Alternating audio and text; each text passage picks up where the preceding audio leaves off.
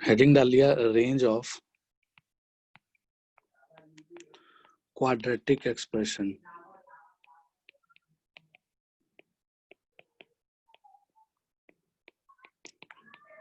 ठीक है, range of quadratic expression heading डाल लिया और इसमें केस 1 लिख लिया।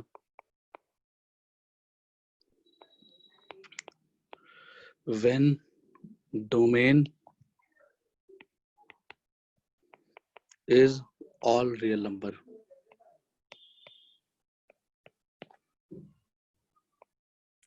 या यहाँ पे लिख लिया अनरिस्ट्रिक्टेड डोमेन।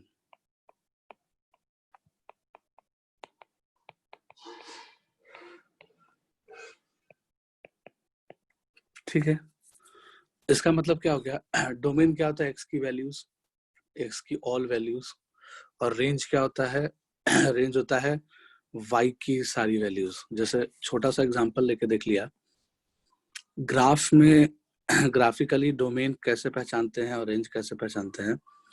लाइक मान लिया जाए हमने एक कर्व बनाया और वो कर्व कुछ ऐसे है।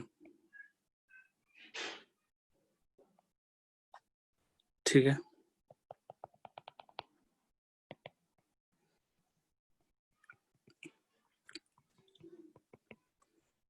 ये एक्स एक्सिस हो गया, ये वाई एक्सिस हो गया।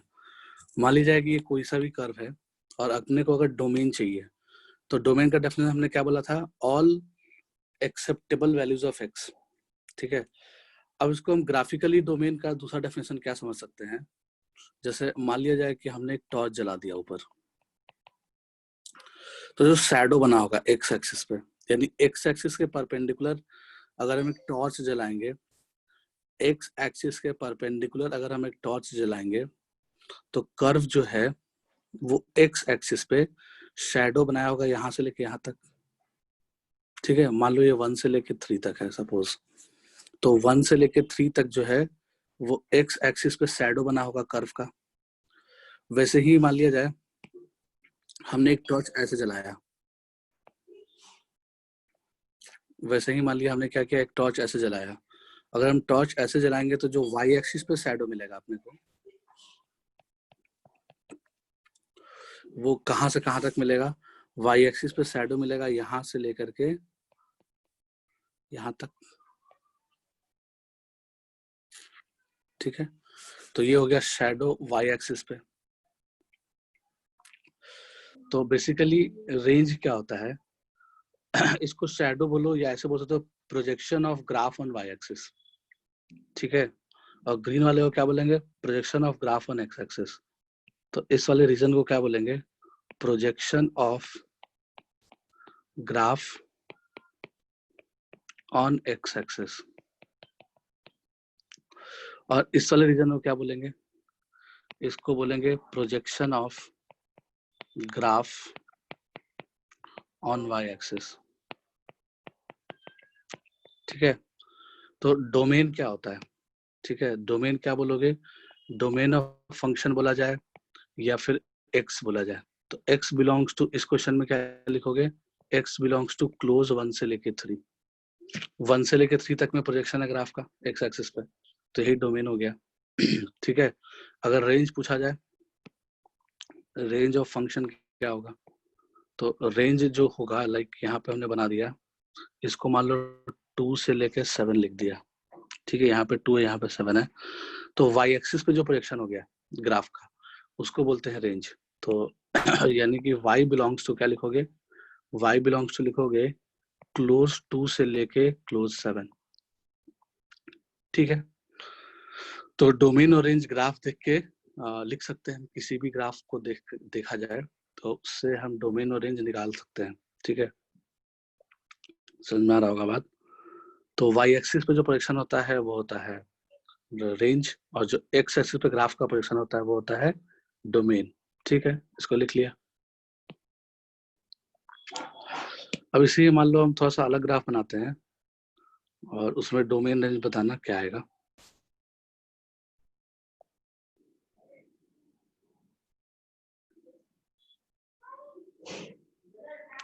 चलो लाइक हमने ग्राफ कुछ बनाया ये एक्स एक्सिस ले लिए, ये वाई एक्सिस ले लिए, और कर्व जो है यहाँ पे ओपन बबल,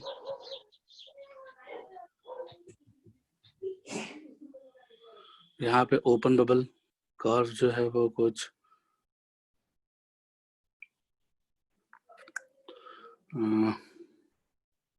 एक मिनट चलो,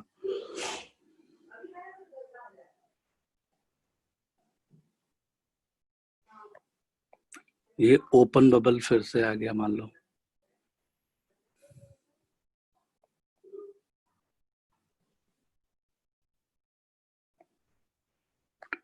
ठीक है।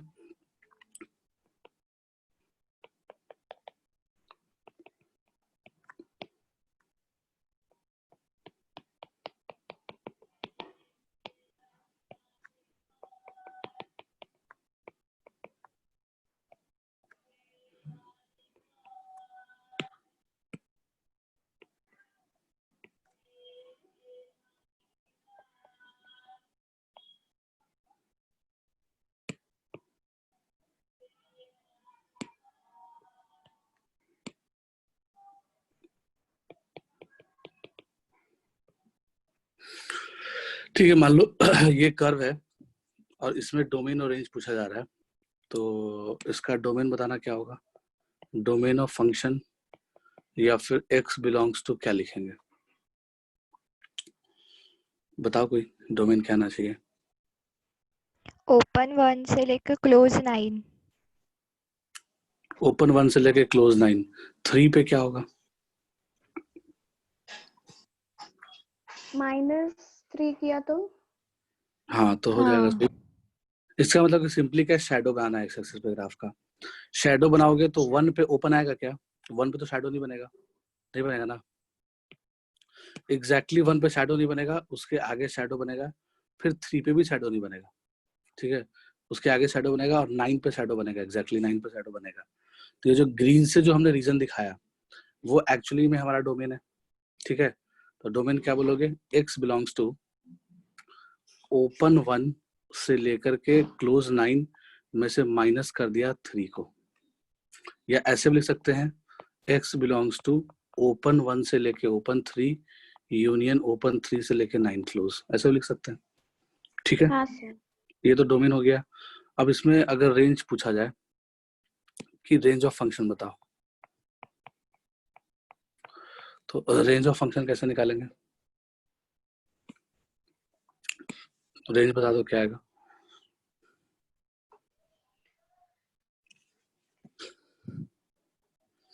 रेंज क्या होता है, वाई एक्सिस पे ग्राफ का प्रोजेक्शन, ठीक है।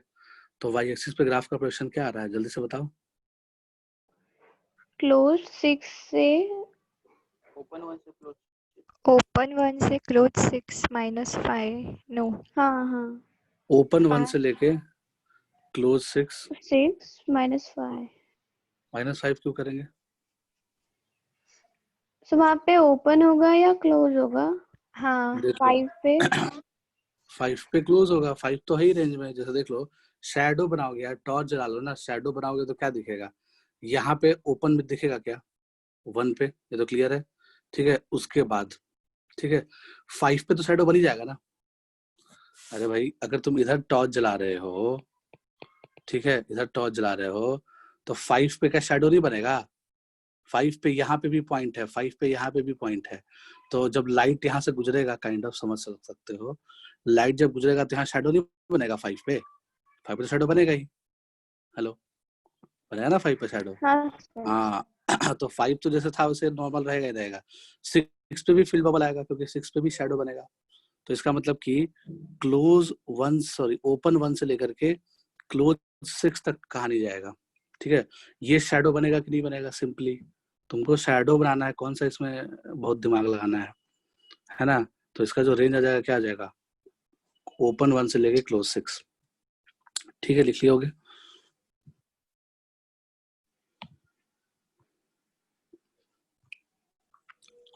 अब इसमें कुछ चीजें मिटाते हैं, फिर से मिटा रहे हैं, मान लो एक और डायग्राम बनाते हैं, उसमें बताना क्या होगा।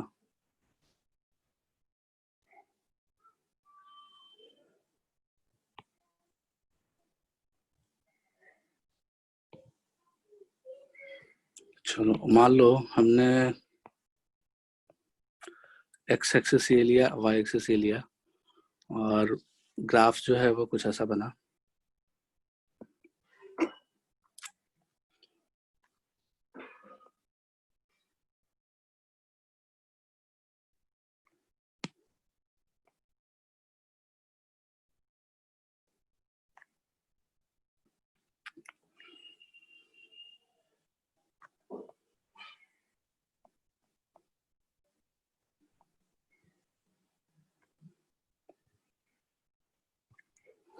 ठीक है, ऐसा कुछ ग्राफ बना और इसमें लेबलिंग कर देते हैं, यहाँ 1, यहाँ 2, यहाँ 3, यहाँ 1, यहाँ 2, यहाँ 3, यहाँ 4, मान लो यहाँ 5। ठीक है, अब मुझे जल्दी से डोमेन बताना क्या होगा, डोमेन ऑफ फंक्शन। ओपन 1 से 2, ओपन 2 यूनियन, ओपन 1 से लेके ओपन 1 से ओपन 2 यूनियन, क्लोज 3 से क्लोज 3 से इंफिनिटी। बिल्कुल सही। रेंज ऑफ फंक्शन बता दो। ओपन 1 से ओपन 2, ओपन 1 से ओपन 2, नहीं सर,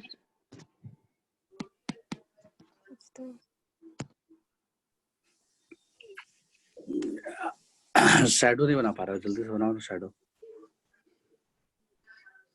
2 रेंज में आएगा। हाँ सर, ओपन 1 से 3 -2 किया तो ओपन 1 से 3 पे क्या, क्लोज या ओपन? हाँ क्लोज 3, ओपन 1 से क्लोज 3 -2, क्लोज 2 पे नहीं आएगा। 2 पे क्या सर- ग्राफ नहीं, शैडो नहीं बनेगा। सर ओपन है ना। अरे ओपन 1 से ओपन टॉर्च 3 तुम ऐसे जलाए हो ना, ध्यान से देखना।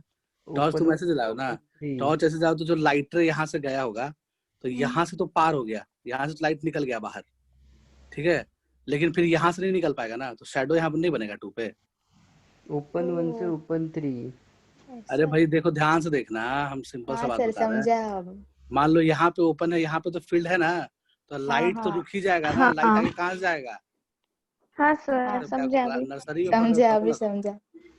नर्सरी में पढ़ रहे हो तुम लोग, कैसे बताया जाए।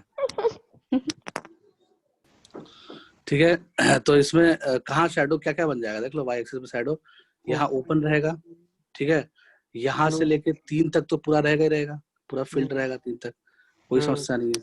ठीक है, 4 पे भी फील्ड रहेगा, 4 से आगे इनफाइनाइट तक है तो पूरा इनफाइनाइट तक जाएगा।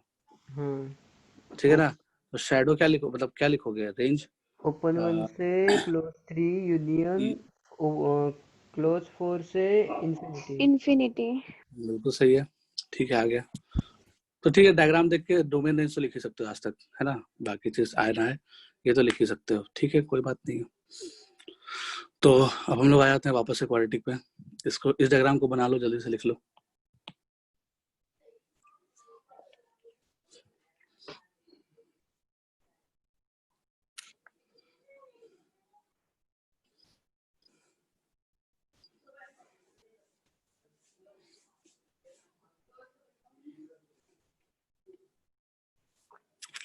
लिख लियोगे? चलो मिटा रहे हैं इसको। तो वापस से हम लोग, ये तो नॉर्मल बातें थी, वापस हम लोग काम के पॉइंट पे आ जाते हैं। When domain is all real number,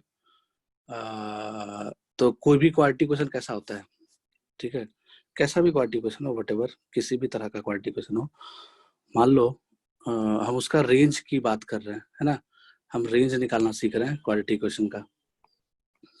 तो ये एक्स एक्सिस है और ये वाई एक्सिस है। मान लो हमारा ये क्वाड्रेटिक इक्वेशन है। ऐसा क्वाड्रेटिक क्वेश्चन कब बनेगा, तो इसमें हमने केस 1 का ए पार्ट ले लिया, when A is positive, B part ले लिया, बी पार्ट में ग्राफ ऐसा बनाते हैं, ये एक्स एक्सिस ले लिया, ये वाई एक्सिस ले लिया, और ग्राफ जो है ऐसा कुछ हो जाएगा। ठीक है, तो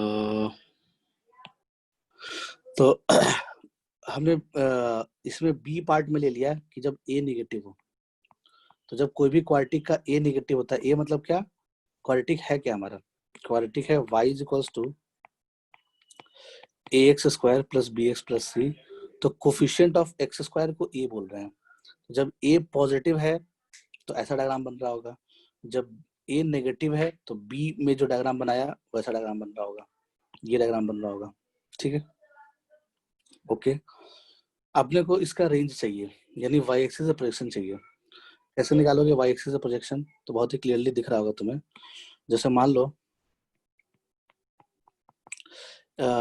ये वर्टेक्स का जो कोऑर्डिनेट हमने याद करवाया था, मैंने बोला था कि याद कर लेना। वर्टेक्स का कोऑर्डिनेट क्या होता है, -b/2a, कॉमा -d/4 है। ठीक है, इसका भी वर्टेक्स का कोऑर्डिनेट सेम ही होगा, -b/2a, कॉमा -d/4 है। ऐसा ही होता है कोई भी क्वाड्रेटिक का वर्टेक्स। ठीक है ना, तो इसका मतलब कि यहाँ पे जो पॉइंट आ रहा होगा, y एक्सिस पे जो पॉइंट मिल रहा होगा, ये मिल रहा होगा -d/4 है। वैसे ही ऊपर में जो यहाँ पे जो मिल रहा होगा वो क्या मिल रहा होगा, -d/4a मिल रहा होगा ना। तो अगर दोनों का रेंज की बात करें, ठीक है, range in first condition,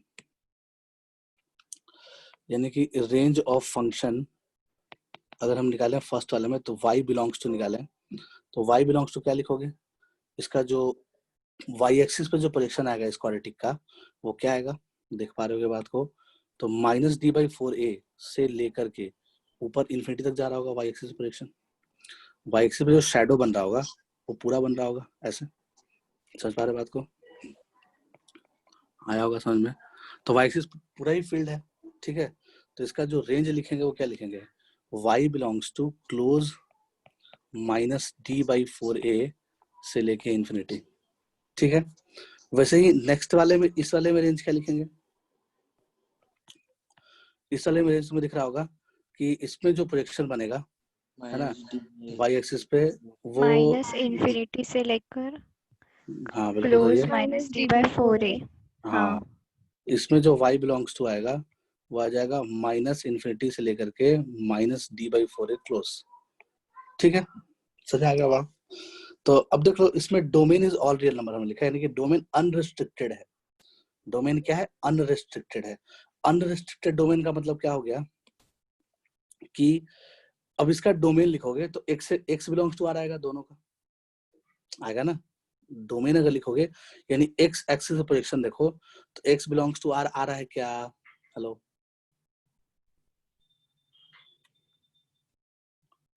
x belongs to r आएगा ना, डोमेन देख पा रहे हो बात को। x एक्सिस भी तो पूरे में भरा हुआ है ना, शैडो तो हर जगह बन जाएगा x एक्सिस पे। हेलो, समझ में आ रहा है बात। हाँ, हाँ, तो x एक्सिस कहीं खाली रहेगा नहीं, एक पॉइंट भी खाली नहीं रहेगा x एक्सिस पे, हर जगह शैडो रहेगा। तो जब डोमेन जो है वो ऑल रियल नंबर हो या डोमेन पे कोई रेस्ट्रिक्शन ना हो, तो जो रेंज है वो हम ऐसे लिख सकते हैं। तो अगर a पॉजिटिव तो रेंज डायरेक्टली लिख लिया -d/4 से लेकर इन्फिनिटी, और अगर a नेगेटिव तो रेंज डायरेक्टली लिख लिया -इन्फिनिटी से लेकर -d/4 है, खत्म। ठीक है, तो ये केस 1 था हमारा। केस 2 ले लिया, केस 1 लिख लिए थे क्या, नहीं लिखे तो लिख लो जल्दी से। केस 2 ले लिया इसमें। केस 2 में क्या कर दिया, if domain is restricted, if domain is restricted, अगर डोमेन रेस्ट्रिक्टेड रहा, ठीक है, डोमेन रेस्ट्रिक्टेड मतलब क्या हो गया, पहले ही किसी ने बोल दिया, कि x बिलोंग्स टू a से लेके b तक है, पहले ही बोल दिया उसमें कि x बिलोंग्स टू a से लेके b तक है। तो इसमें भी दो टाइप का वैरायटी पॉसिबल है। फर्स्ट वैरायटी यानी a पार्ट करके लिख लिया इसमें, ठीक है, a पार्ट करके क्या लिख लिया कि डोमेन a से b तक अगर होगा तो -b/2a जो है, -b/2a बिलोंग्स टू a से लेके b तक रहे, ये हमने फर्स्ट पार्ट ले लिया। और b पार्ट में ले लिया कि when -b/2a does not belongs to this interval.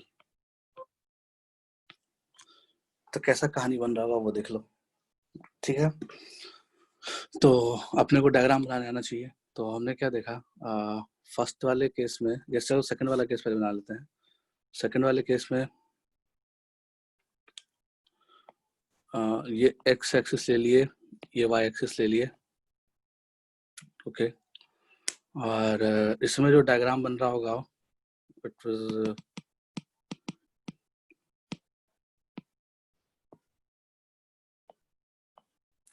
ये एक्स एक्सिस है, ये वाई एक्सिस है, और ग्राफ जो है ए से बी के बीच में बनाना है, ठीक है। ए से बी के बीच में ही ग्राफ बनाना है, क्योंकि एक्स उसने बोल दिया है कि ए से बी का ही, बी के बीच में ही है, ठीक है। और -b/2 जो है वो ए और बी के बीच में नहीं आ रहा है, ठीक है ना। तो इसका मतलब कहानी कुछ ऐसी बन रही होगी। मान लो -b/2 यहाँ आ गया, सपोज, एक मिनट कैसा बनाऊं, तो एक और उधर कर देते हैं, ठीक है।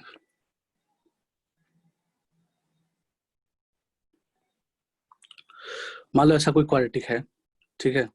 तो इसका जो -b/2 है, कौन सा पॉइंट है जहाँ पे वर्टेक्स होता है, उसका एक्स कोऑर्डिनेट होता है -b/2 है। तो -b/2 ए बी इंटरवल में नहीं आ रहा है ना, ए से बी इंटरवल में नहीं आ रहा है -b/2 है, ठीक है। तो जब -b/2 ए से बी इंटरवल में नहीं आएगा, ध्यान सुनना, जब -b/2 ए से बी इंटरवल में नहीं आएगा तो ग्राफ वैलिड कब है, क्योंकि x तो a से b के बीच में बोल दिया, पहले ही क्वेश्चन ने बोल दिया कि x a से b के बीच में लाई कर रहा है, तो हम बाकी सारा ग्राफ डिलीट कर देंगे, ठीक है। हम ग्राफ सिर्फ a से b के बीच में रखेंगे, या फिर b से ही पास करा दिया हमने, मान लो थोड़ा सा अलग डायग्राम बनाते हैं। ग्राफ जो है ऐसा बना दो,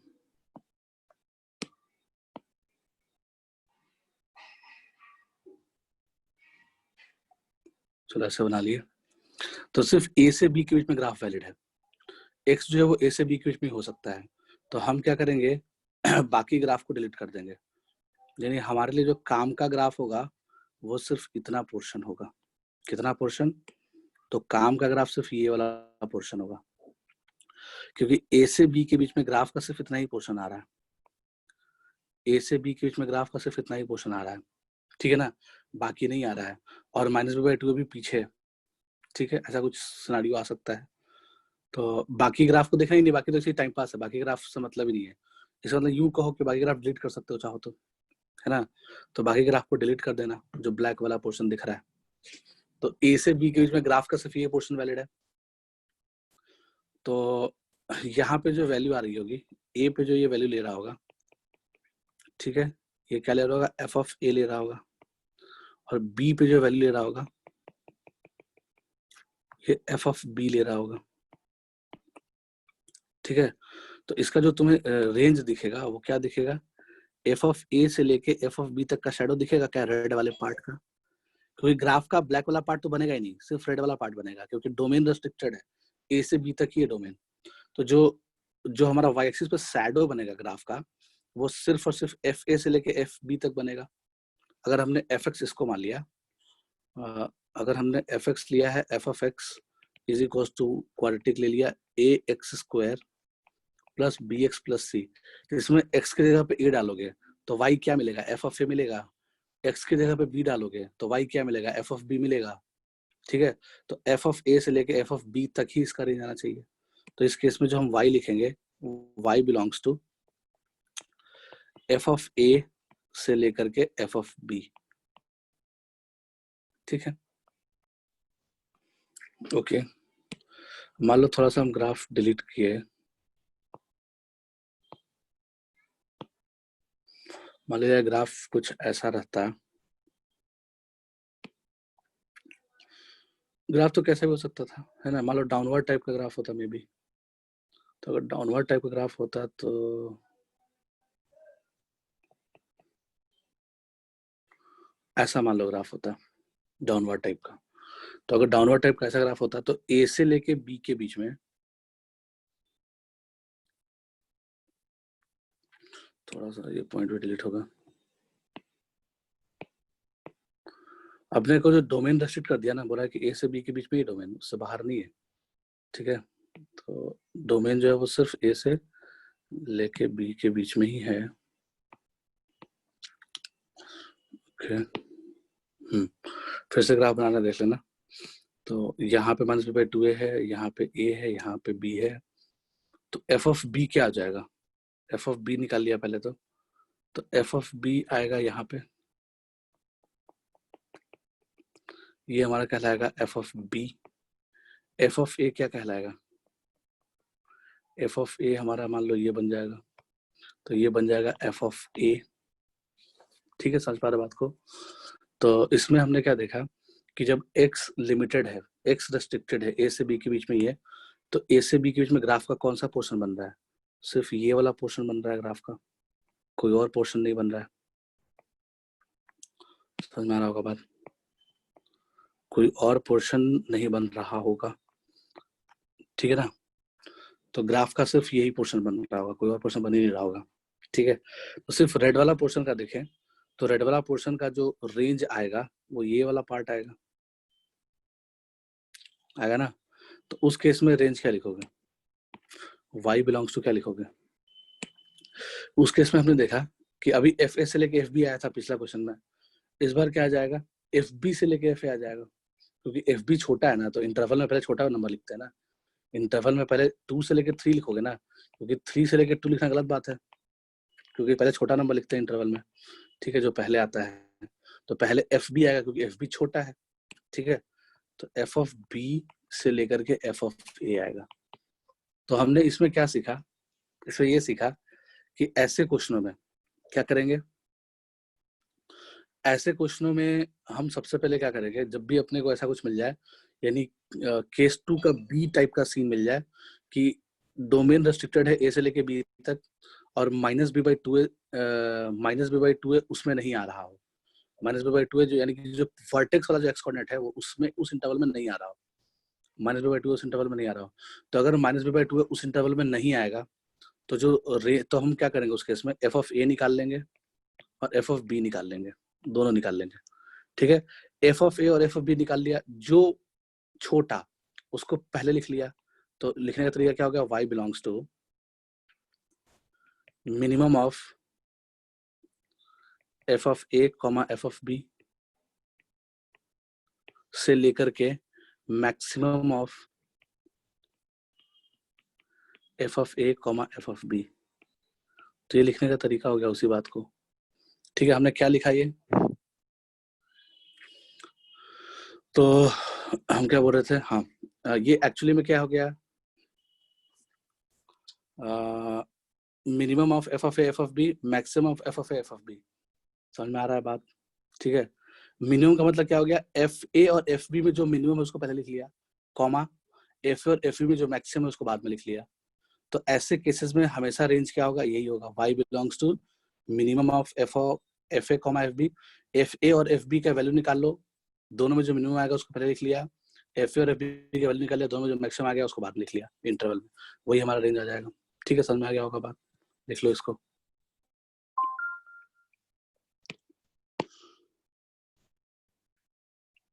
अब हम लोग ये हो वाला, गया सर।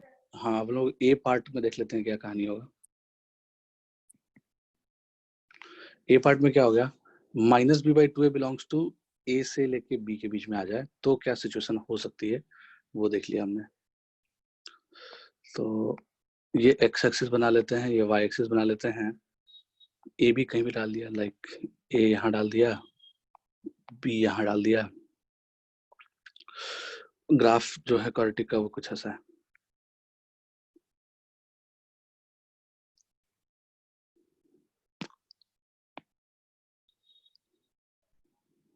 मान लो ग्राफ है जो क्वाड्रेटिक का वो कुछ ऐसा है। ठीक है, तो इसमें जो -b/2 आएगा वो मिडिल पॉइंट, मतलब ये जहाँ वर्टेक्स का एक्स कोऑर्डिनेट आ रहा होगा, तो ये -b/, अच्छा ये b और a में कंफ्यूजन ना हो जाए, है ना? क्योंकि ये a और b इंटरवल वाला है और ये a और b जो है वो उसका कोफिशिएंट है। तो एक काम किया जाए, x1 से लेके x2 लिख लो, वरना कंफ्यूज हो जाओगे। ठीक है, x बिलोंग्स टू x1 से लेके x2, ठीक है ना, वरना कंफ्यूजन बहुत ज्यादा बढ़ जाएगा। एक ही मतलब अलग अलग समझ में आ रहा है। ये ABC जो -b/2 लिख रहे हैं वो -b/2 किसका है? उसमें b और a coefficient of x and x square है, और a b तो क्वेश्चन में दिया ही था पहले जो लिख रहे थे, तो इसलिए x1 x2 कर लेते हैं ताकि कंफ्यूजन नहीं रहे। यहाँ x1 ले लिया, यहाँ x2 ले लिया, तो x1 से लेके x2 के बीच में ही डोमेन होगा, बाकी जगह नहीं होगा। और उसके बीच में x1 x2 इंटरवल के बीच में, यहाँ पे लिख लिया x1 x2, तो x1 x2 इंटरवल के बीच में कहीं -b/2 लाई कर रहा है, ठीक है, यानी वर्टेक्स का x कोऑर्डिनेट लाई कर रहा है, ठीक है। तो ग्राफ का कौन सा पोर्शन बनेगा अगर तुम देखो तो यहाँ पे f ऑफ x1 आ रहा होगा, ठीक है, यहाँ पे f ऑफ x2 आ रहा होगा, और यहाँ पे क्या रहा होगा, -d/4a आ रहा होगा, क्योंकि वर्टेक्स का कोऑर्डिनेट क्या होता है, -b/2a, -d/4a, तो उसका y कोऑर्डिनेट क्या होता है, -d/4a होता है, तो यहाँ पे -d/4a आ रहा होगा, ठीक है। x1 से लेके x2 के बीच में ग्राफ बनेगा, बाकी ग्राफ तो इनवैलिड है, ठीक है। x1 से लेके x2 के बीच में ग्राफ का कौन सा पोर्शन आएगा, ये वाला पोर्शन आएगा, जो भी हम रेड से ओवरलैप करके बना रहे हैं ब्लैक वाले पे। तो x1 से लेके x2 के बीच में ग्राफ का सिर्फ ये पोर्शन बना, समझ पा रहे हो बात को, ठीक है। तो इसमें मुझे बताओ, इसका जो रेंज है वो क्या दिख रहा है तुम्हें, इसका जो रेंज है वो दिख रहा है क्या, -b/2 से लेके f of x2, sorry -d/4a से लेकर के f ऑफ x2 तक है, समझ में आ रहा होगा बात। ओके, तो इस केस में जो रेंज हमने लिखा वो क्या लिखा, y belongs to close -d/4a से लेकर के f ऑफ x2, ये आ गया।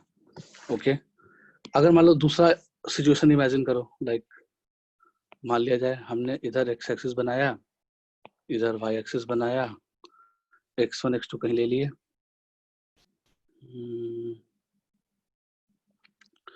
x1 x2 कहीं ले लिए, और कैसा भी हो सकता है वो तो,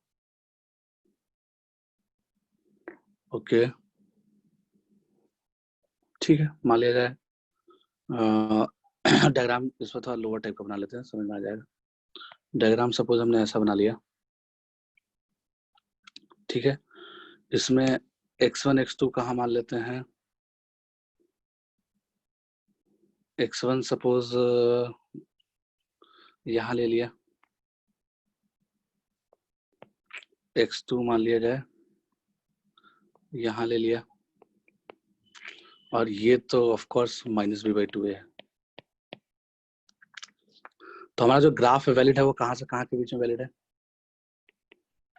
graph is valid between only x1 से लेके x2 के बीच में ग्राफ वैलिड है, ठीक है। तो इस वाले पॉइंट को क्या बोलेंगे, इसको बोलेंगे f ऑफ x1, यहाँ पे क्या बोलेंगे, f ऑफ x2, ठीक है, यहाँ पे क्या बोलेंगे, -d/4a,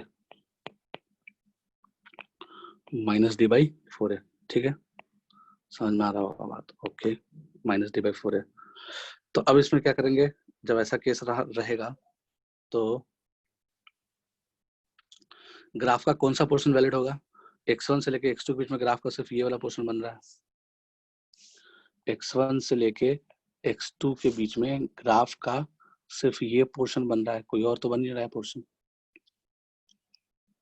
ठीक है। तो ये हो गया ग्राफ का x1 से लेके x2 के बीच में पोर्शन। तो ये पोर्शन का जो रेंज है वो क्या लिखोगे, y belongs to f of x2 से लेकर के, ठीक है, f ऑफ x2 से लेकर के -d/4a, सही है, समझ में आ रहा होगा बात, f ऑफ x2 से लेके -d/4a ऐसा कुछ आ रहा होगा। और मान लो ये एक पॉसिबिलिटी हो गई, ठीक है। हम थोड़ा सा एक अलग पॉसिबिलिटी बना रहे हैं, लाइक जैसे मान लो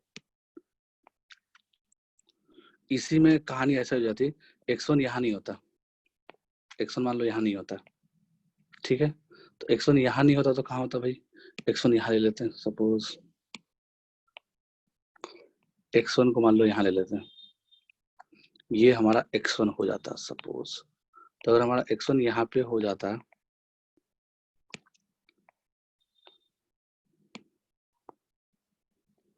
अगर x1 यहाँ पे हो जाता है, इसको थोड़ा डिलीट कर रहा हूँ मैं।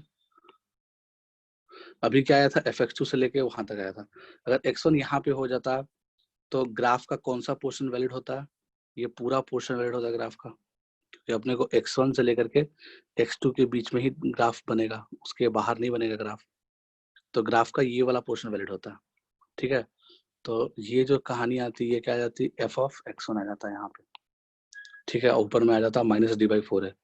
तो इसका उस केस में रेंज क्या लिखते हैं, y बिलोंग्स टू, क्या लिखते हैं उस केस में range, f of x1 -d/4 है, ठीक है। ये लिखते हैं, समझ में आ रहा है बात। तो इसका मतलब कि ऐसे केसेस में क्या करेंगे, जब -b/2 x1 x2 के बीच में लाई कर रहा हो, ठीक है। तो वैसे केसेस में करते क्या है बेसिकली, वैसे केसेस के लिए एक ही उपाय है, क्या करो, तीनों का वैल्यू निकाल लो, तीनों का वैल्यू निकाल लो, ठीक है। तो जो रेंज आएगा वो आ जाएगा y बिलोंग्स टू, ठीक है, मिनिमम ऑफ, तीनों का वैल्यू निकाल लिया। कौन कौन तीनों का वैल्यू निकाल लिया, f ऑफ x1 का निकाल लिया, f ऑफ x2 का निकाल लिया, और -d/4 निकाल लिया। तो इस तीनों में जो छोटा होगा उसको पहले लिख लेंगे, वहां से लेकर के कहाँ तक जाएंगे, मतलब y क्या, छोटा नंबर से बड़ा नंबर तक, फिर मैक्सिमम ऑफ 3 नंबर फिर से निकालेंगे, f of x1, f of x2 और -d/4 है। तो इस तीनों में जो सबसे बड़ा होगा, है ना, वहां तक, समझ में आया बात। तीनों का वैल्यू निकालना, f ऑफ x1 का निकालना, f ऑफ x2 का निकालना और -d/4 का निकालना। तीनों में जो सबसे छोटा, वहां से लेकर के तीनों में जो सबसे बड़ा, वहां तक रेंज कहलाएगा, ठीक है। समझ में आ गया होगा बात। जैसे मान लीजिए f ऑफ x1 की वैल्यू मान लो आ गया 5, f ऑफ x2 की वैल्यू आ गया मान लो 3, और -d/4 का वैल्यू आ गया मान लिया 7, ठीक है। तो इसका जो रेंज आएगा वो क्या आ जाएगा, y बिलोंग्स टू, सबसे छोटा कौन 3, सबसे बड़ा कौन 7, बात खत्म। आया समझ बात, आ गया होगा। तो इस तरह से हम डोमेन लिख सकते हैं रेस्ट्रिक्टेड केस के लिए।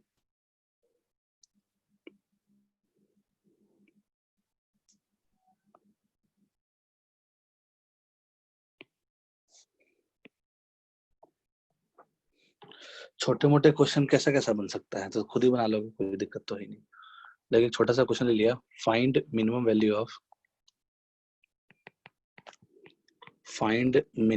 Value of 4x² plus 2x plus 1। इसका अपने को क्या चाहिए, मिनिमम वैल्यू चाहिए। तो अपने को पता है इसका जो ग्राफ बनेगा, ए इसका पॉजिटिव है, जैसा ग्राफ अपवर्ड पैराबोला बनेगा, ठीक है। क्वेश्चन में x में रेस्ट्रिक्शन नहीं दिया है कि x कहाँ से कहाँ है, ऐसा कुछ बोला ही नहीं उसने, ठीक है। तो अगर उसने x पे रेस्ट्रिक्शन नहीं दिया है तो टेंशन नाम की चीज ही नहीं है, x बिलोंग्स टू r है, ठीक है।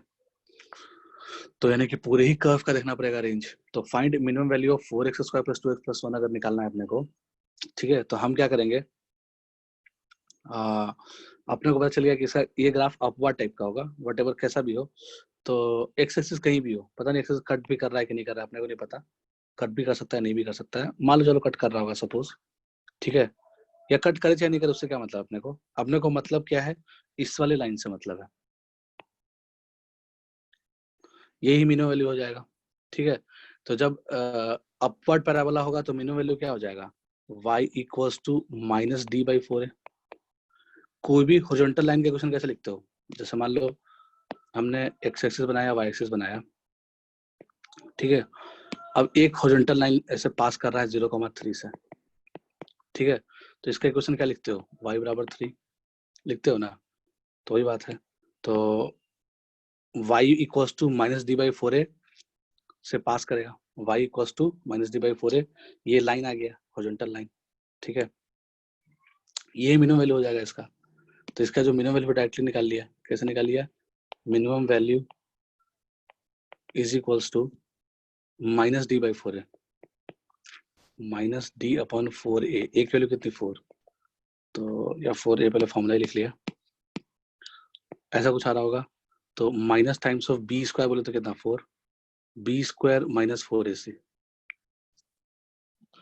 बी स्क्वायर -4 इंटू 4 इंटू 1 ऐसा कुछ आ रहा होगा, डिवाइडेड बाई 4 इंटू 4। ठीक है, तो कितना आ जाएगा, माइनस टाइम्स ऑफ, एक 4 कॉमन ले लो तो 1 -4 if I am not wrong, सही है। हाँ, 1 - 4 अपॉन 4 इंटू 4, एक 4 से 4 खत्म कर दिया तो -3, तो 3/4। ठीक है, तो इसकी जो मिनिमम वैल्यू आ जाएगी क्या आ जाएगी, 3/4 आ जाएगी। तो y बराबर 3/4। तो इसका अगर ग्राफ बनाने की कोशिश करोगे तो graph will look like this, ये y एक्सिस और ये x एक्सिस। ठीक है, ऐसा कुछ हो रहा होगा, और इसकी जो मिनिमम वैल्यू हो 3/4 है। समझ में आया बात? हेलो, आ गया होगा? आसान था, कुछ था ही नहीं इसमें, तो मिनिमम वैल्यू निकल गया। वैसे ही एक और क्वेश्चन ले लिया, फाइंड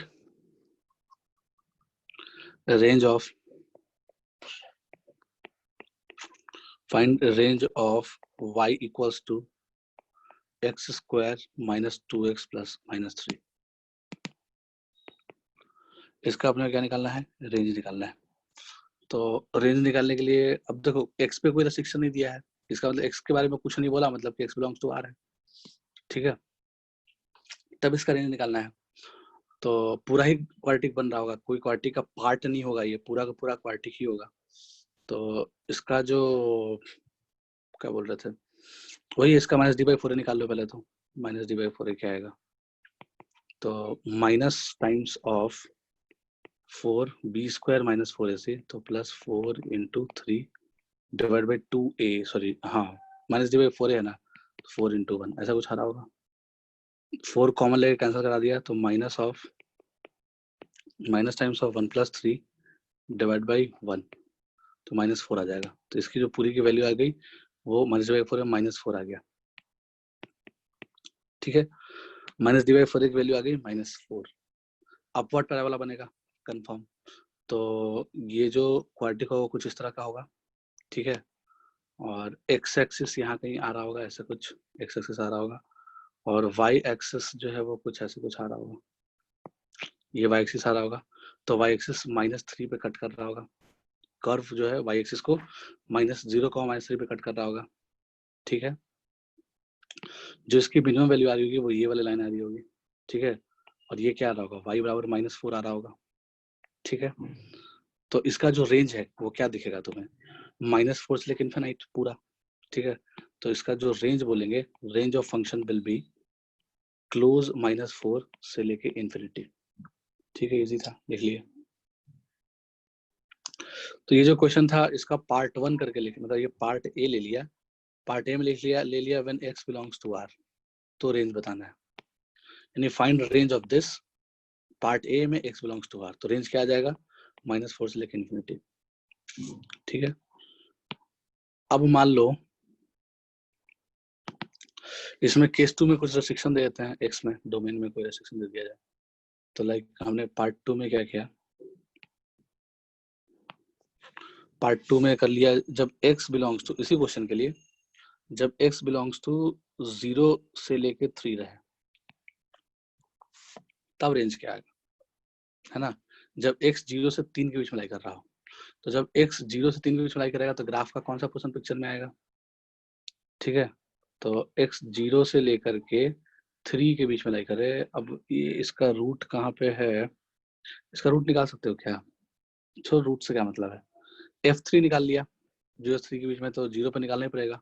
अब 0 पे तो पता ही है -3 वैल्यू है, f0 निकाल लिया, ये निकालने का मतलब क्या हो गया, f0 निकाला तो कितना आ गया, -3। f(3) निकाला तो कितना आ जाएगा, 3 का स्क्वायर 9 -6 -3, तो f3 भी 0 ही आ गया, f3 0 आ गया, हाँ f3 भी 0 ही आ गया, देख लो शायद सही है क्या, 3 का स्क्वायर 9 -6 -9, हाँ सर। हाँ f3 0 आ गया, इसका मतलब कि 3 यहाँ पे हो रहा होगा।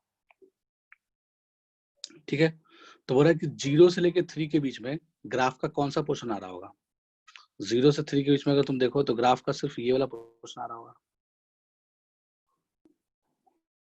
जब x 0 से 3 के बीच में लाई कर रहा है तो ठीक है, तो minus B by two A देखा, तो minus B by two A बोले तो क्या निकाल ही लो, minus B by two A निकाल लो। Minus B by two A कितना आ जाएगा इसका, minus of minus two divide by two A, मतलब 2 इंटू 1, तो वो कितना आ जाएगा, 1 आ जाएगा। ठीक है, तो माइनस बी बाई टू की वैल्यू कितनी आ गई, 1 आ गई। तो 1 जो है 0 से, यानी कि x1 से लेके x2 के बीच में 1 है क्या? हेलो, x1 का काम कौन कर रहा है, 0 कर रहा है, x2 का काम कौन कर रहा है, 3 कर रहा है। तो x1 x2 इंटरवल के बीच में माइनस बी बाई टू आ रहा है। तो अगर minus B by two x1 x2 interval के बीच में आएगा तो हम minus D by four A भी निकालेंगे। ठीक है, तो हमने minus D by four A भी निकाला, और minus D by four A की वैल्यू कितना आया, -4 आया। ठीक है, तो इसका मतलब कि अब देख लो, अब इसका जो रेंज आएगा y बिलोंग्स टू, वो क्या लिखोगे, f0 f3 और माइनस डी बाई फोर ए में जो सबसे छोटा वो पहले लिखाएगा, तो -4। फिर दोनों में जो सबसे बड़ा है वो पहले वो आगे लिखाएगा। दोनों में बड़ा कौन है, -3। सबसे बड़ा, तीनों में बड़ा सबसे बड़ा कौन है, तीनों में 0, तो ये आ जाएगा। तो -4 से लेके 0 इसका रेंज आ जाएगा। और डायग्राम में साफ साफ दिख भी रहा है, देख लो डायग्राम में क्या दिख रहा है। अभी जो ब्लैक वाला पोर्शन की बात ग्राफ में, ठीक है, यहाँ पे बात करें सिर्फ ब्लैक वाला पोर्शन की बात करें। ग्राफ देख पा रहे हो, बाद रेड डॉट मूव करता हुआ देख रहे हो ना। हाँ, तो इस वाले ग्राफ में -3 से, सॉरी, इस वाले ग्राफ देखोगे मिनिमम वैल्यू क्या है, -4, और मैक्सिमम वैल्यू क्या है, 0। तो जो रेंज आ रहा होगा उस वाले केस में शैडो यहाँ से यहाँ बन रहा होगा, येलो सन में शैडो बनाया, देख रहे हो बात को, शैडो सिर्फ यहाँ से यहाँ बनेगा। ठीक है, तो -4 से 0 आंसर आ जाएगा उसका। ठीक है, समझ में आया होगा बात? ओके,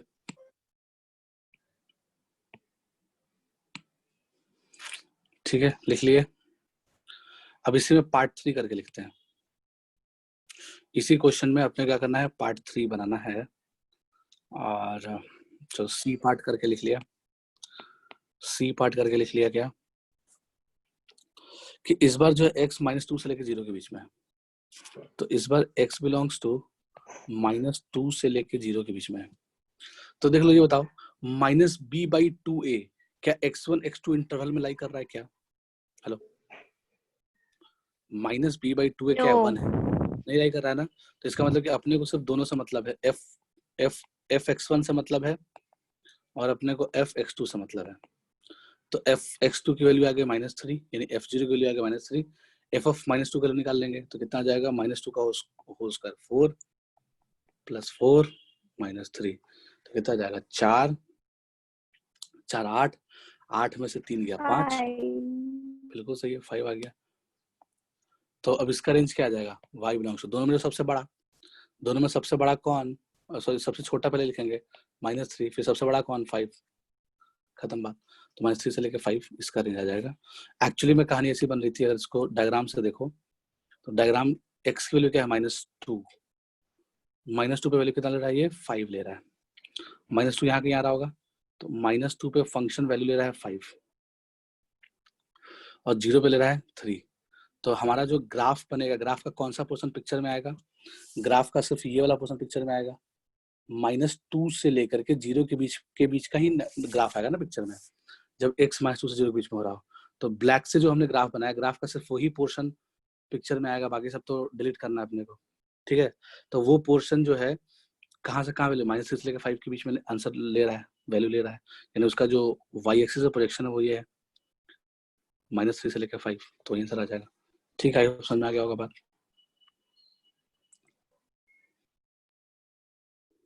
एक और क्वेश्चन ले लेते हैं, और क्वेश्चन में बोल रहा है if ax² + bx + 10 = 0 does not have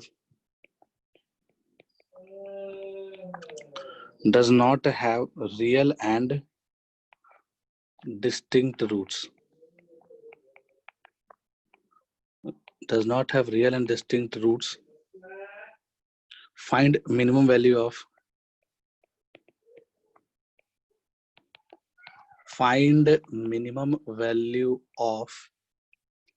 5a - b।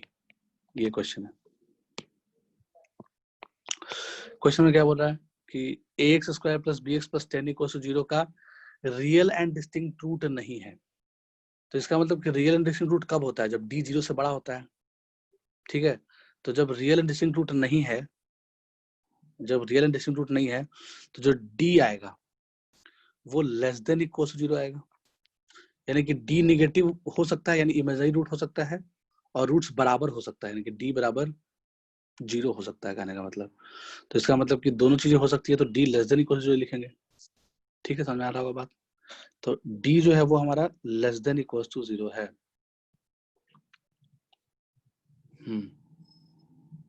तो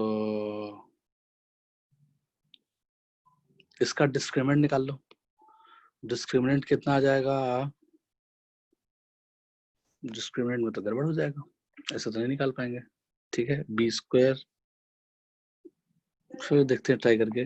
बी स्क्वायर माइनस 4ac, तो B square minus 40a is less than equal to 0। इससे 5a माइनस बी टाइप का चीज नहीं बना। ठीक है, इसका मतलब क्वेश्चन में ऐसा कर लो, does not have real and distinct root लिखा हुआ है।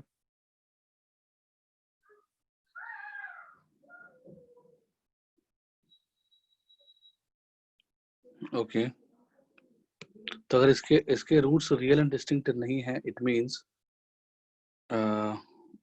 ये या तो अब सर डी हाँ लेस बोलो। देन 0 होगा ना, हाँ, डी हाँ लेसन इक्वल टू नहीं होगा। क्यों इक्वल टू क्यों नहीं होगा? आपने वो डज पहले भी नॉट कहा था ना। Does not have real and distinct roots ना, तो इसमें रियल भी आ गया। बात भी सही बोल रहे हो तुम, बिल्कुल सही बात बोल रहे हो, रियल भी आ गया। अंग्रेजी का दिक्कत है, सही बात बोल रहे हो, है ना। तो अगर रियल टर्म यूज हो गया तो रियल रूट्स नहीं है। हाँ बिल्कुल सही है, इंग्लिश लैंग्वेज पकड़ना है इसमें। तो सिर्फ डी लेस देन 0 आएगा। हालांकि उससे फायदा नहीं है, मतलब इससे ये समझ में आ गया अपने को, क्वेश्चन ऐसे समझेंगे, इससे ये समझ में आ गया कि इसका ग्राफ या तो इंटायरली ऊपर की तरफ बनेगा, या तो स्क्वायर्टी ग्राफ इंटायरली नीचे की तरफ बनेगा। एक्स के या तो हमेशा ही ऊपर होगा, एक्स के या तो हमेशा नीचे होगा, यही कहानी होगा। अब दोनों में से कौन होगा ये भी डिसाइड करना है अपने को। ठीक है ना, तो अब ये वाला बनेगा कि ये वाला बनेगा, दोनों में से ये पता करना है। तो हमने एफ ऑफ 0 निकाला, एफ ऑफ 0 कितने आ गए? 10 आ गई, देख लो। तो इसका मतलब कि एफ ऑफ 0 जब एक्स के लिए 0 है तो वाई के लिए कितना? 10 आना चाहिए, आना चाहिए ना। तो ये कब पॉसिबल है? ऊपर वाला ग्राफ में पॉसिबल, नीचे वाला ग्राफ में पॉसिबल नहीं है। नीचे वाला ग्राफ नहीं ग्राफ ऐसा ही बनेगा, समझ में आया बात? अच्छा, ग्राफ ऐसा बनेगा। अब इससे बोला है कि 5a माइनस बी का वैल्यू बताओ, 5a माइनस बी का वैल्यू बताओ। तो 5a माइनस बी के वैल्यू के लिए हमने क्या किया कि एफ ऑफ 5 निकाला। एफ ऑफ 5 निकाला तो कितना जाएगा? 25a माइनस 5b प्लस 10, ये निकलेगा। अब अपने को पता है कि जब अब इसमें तो एफ ऑफ 0 बोलो चाहे एफ ऑफ कुछ भी बोलो, सब पॉजिटिव होगा। हर एक्स की वैल्यू के लिए एफ ऑफ एक्स पॉजिटिव भी होगा, एक्स की वैल्यू चाहे कुछ भी डाल दो, F of x value always भी पॉजिटिव। तो मान लो कहीं 5 नाम का चीज आ रहा होगा सपोज, तो 5 पे ही पॉजिटिव आ रहा होगा, ये तो श्योर बात है। F of 5 will must be positive. तो ये जो है 0 से बड़ा होना चाहिए। ठीक है, सर और प्लस 5 भी होगा, क्या? हाँ प्लस 5b, 25a हाँ प्लस 5b। हाँ, तो फायदा नहीं हुआ इससे, तो माइनस ले लो, एफ ऑफ माइनस 5 ले लो, क्योंकि अपने को तो क्वेश्चन में जैसा एक्सप्रेशन बनाना है वैसा बनाना है ना। अपने को 5a माइनस बी टाइप का चीज बनाना है, तो हमने क्या किया? एफ ऑफ माइनस 5 ले लिया, कोई बात नहीं है। एफ ऑफ माइनस 5 भी क्या हो रहा होगा? एफ ऑफ माइनस 5 भी जो है, माइनस 5 यहाँ कहीं आ रहा होगा, एफ ऑफ माइनस 5 भी पॉजिटिव भी आ रहा होगा फॉर श्योर। ठीक है, लेकिन देखो रूट्स रियल बोला है कि roots does not have real and distinct root. तो अगर does not have real and distinct root है, ओके,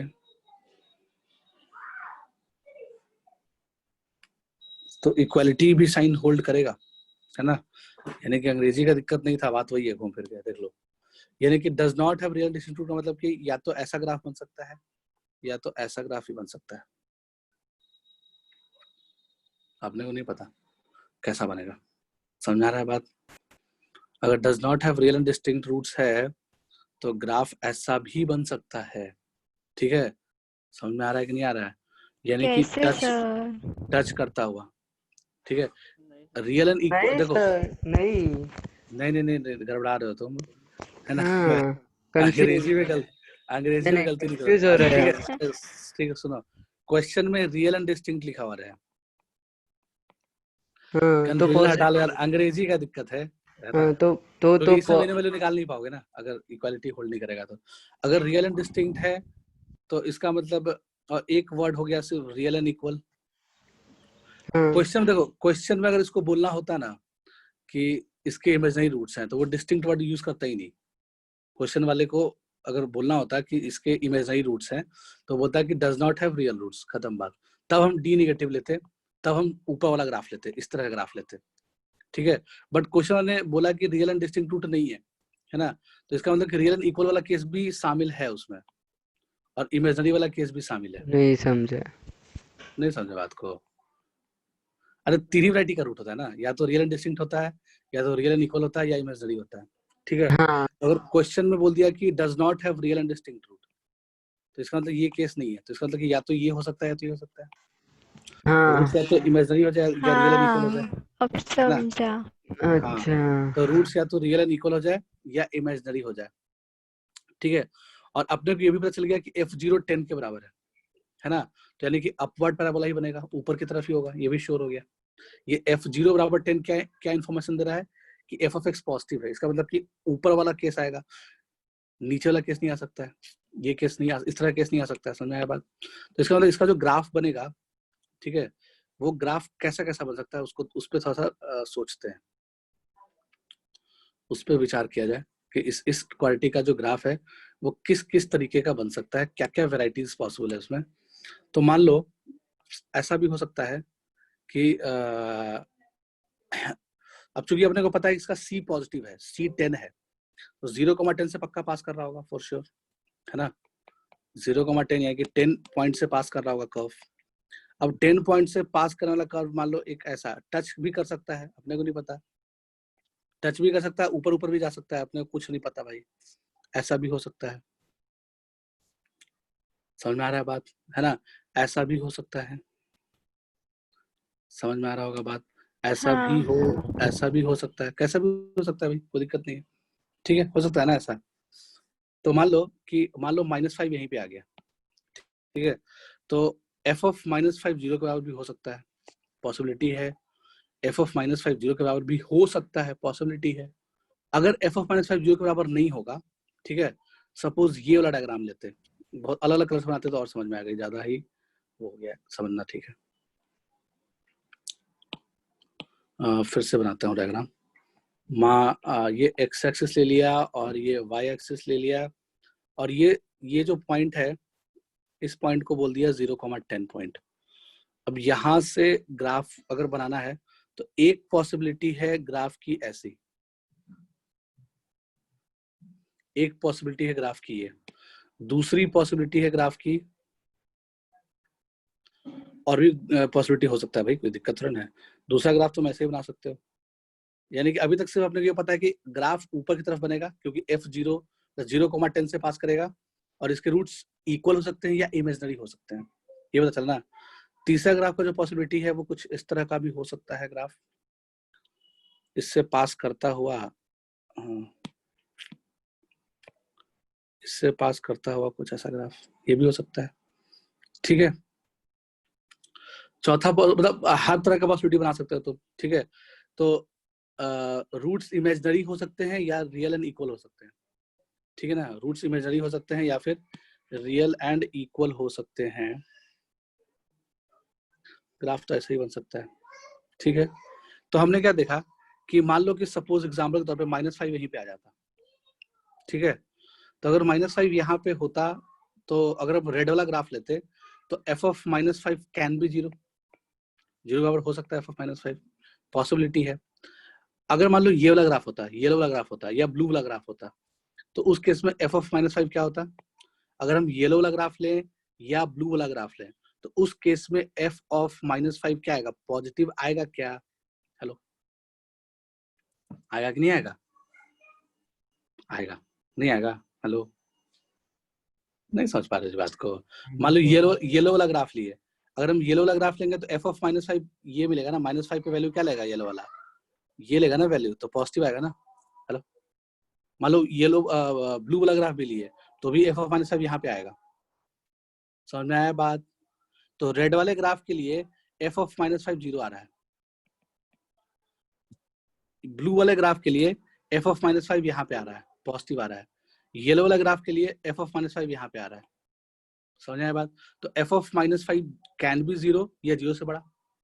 ठीक है, तो इसका मतलब कि कभी ऐसा केस मिल जाए कि d is less than equal to 0, ठीक है, और d is less than equal to 0 और a जो है वो पॉजिटिव है, यानी अपवर्ड पैराबोला है, यानी कि अपने को पता चल गया कि अपवर्ड पैराबोला है और d नेगेटिव है या इक्वल टू 0 है, तो उस केस में जो पूरा का पूरा fx होगा, है ना, fx जो है वो या तो टच कर सकता है एक्स एक्सिस को या एक्सिस का हमेशा ऊपर रहेगा, तो fx कैन बी 0 या 0 से बड़ा, ऐसा बोल सकते हैं क्या? हेलो, अभी तक क्या बोलते थे, अगर मान लो सिर्फ ऐसा दिया रहता है कि d लेस देन 0 है एंड a पॉजिटिव है, तो इसका मतलब कर्व अपवर्ड पैराबोला होगा, ठीक है, और चूंकि d नेगेटिव है तो वो x एक्सिस को इमेजिनरी रूट्स है तो वो x एक्सिस को कट वट नहीं करेगा, तो इस केस में क्या बोलेंगे, f of x is greater than 0।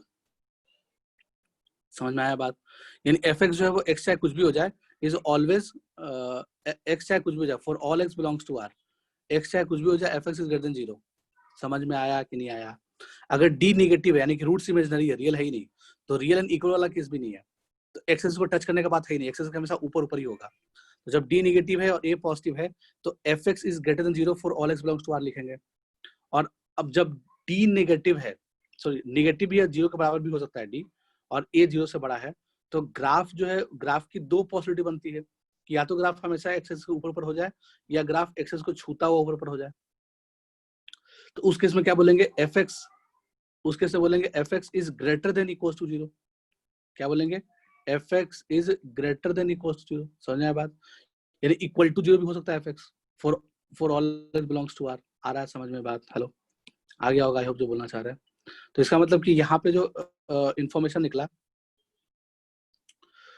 वो ये निकला कि f ऑफ जो क्या, अब सीधे कर लो खत्म बात, है ना, f of -5 is greater than equal to 0, यहाँ से लिख सकते हैं हम लोग।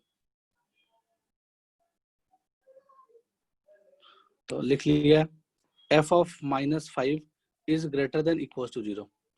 -5 निकाल लो भाई, f ऑफ -5 तो कितना हो जाएगा, 25a - 5b plus 10 is greater than equal to 0। अब हमने क्या किया, 25a - 5b is greater than equal to -10 लिख सकते हैं। यहाँ पे अगर हम 5 कॉमन ले लें तो अपने को मिल जाएगा 5a - b is greater than equal to -10, तो यहाँ से आ जाएगा 5a - b is greater than equal to -2। ठीक है, तो 5a - b -2 के बराबर या -2 से बड़ा है, 5a - b जो है वो -2 के बराबर या -2 से बड़ा है, इसका मतलब, हेलो, 5a - b जो है वो -2 के बराबर है या -2 से बड़ा है, इसका मतलब, है ना, मिनिमम वैल्यू ऑफ क्या आ गया, कोई नंबर हमेशा किसी चीज से बड़ा है, तो जिस चीज से वो हमेशा बड़ा है वो उसका मिनिमम वैल्यू है। तो 5a - b का जो मिनिमम वैल्यू आ गया वो कितना आ गया, -2 आ गया। 5a - b का जो मिनिमम वैल्यू आ जाएगा वो आ जाएगा -2, खत्म बात, ये आंसर है।